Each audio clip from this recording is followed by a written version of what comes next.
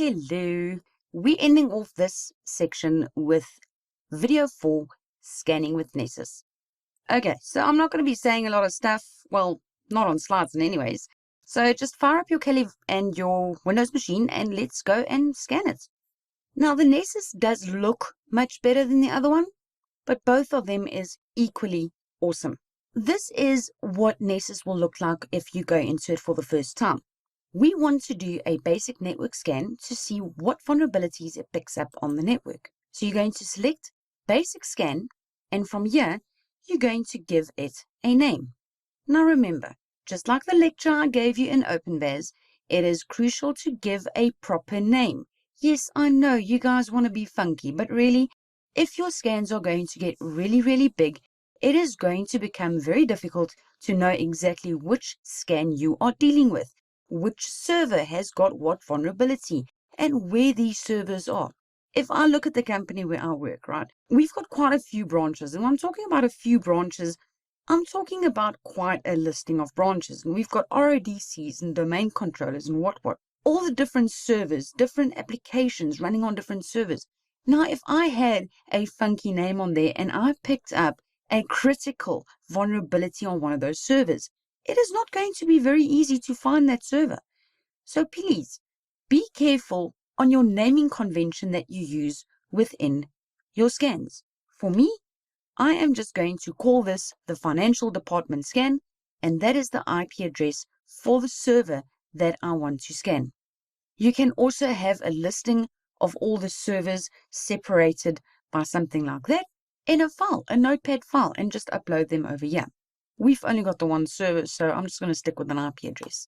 From here, you can also go and schedule your scans. Again, like I said in the previous video, it is very important to remember that if you run these scans, they do tend to slow down the network a little bit. So running your scans while you've got users working, they're not going to be very happy with you. Over here, if you want to say, okay, mail me if there is a problem, or mail me whenever a scan didn't complete or did complete, or whatever the case may be, you can just head on and put in your email address over here, which will be your company email and not a Gmail. If we go to discovery, we can go and say what type of scan you want to do, whether you want to do a port scan, all scans, common scans, a custom scan maybe, only specific things that you want to do. So you've got quite an option between a lot of things that you want to do. If you want to run certain assessments on your scans, you can do that over here. And guys, from here, we're just going to hit save. Now, this is the one that we just created. So all we're going to do is we are going to hit launch. So on that note, go and grab yourself a cup of coffee because this might take some time. Great stuff. And our scan is complete. So let's go and see at what it picked up. Now you will notice that I've got 29 infos and 2 medium vulnerabilities. If you go and click on the IP address, you will notice that it's going to give it to you in a very nice way, if I can say it like that. Each one will have its classification, and then if you're going to go into it, it will tell you exactly what the vulnerability is about and a solution how to fix it. I want you to have a look here at the bottom. Can you see that we've got a port there? Now remember what I said. If you have an open port and a vulnerability on that port, you can run an exploit. And this is what makes this particular vulnerability dangerous.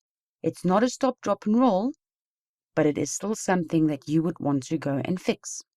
So play around, have a look, scan some more. To go back to that other screen that you saw in the beginning, you're just going to select New Scan.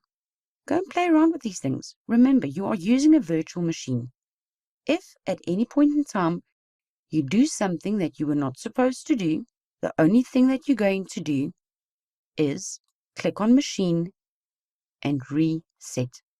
I hope you enjoyed this section, and I hope truly that you are going to go and close up ports and close up vulnerabilities that is open on your system.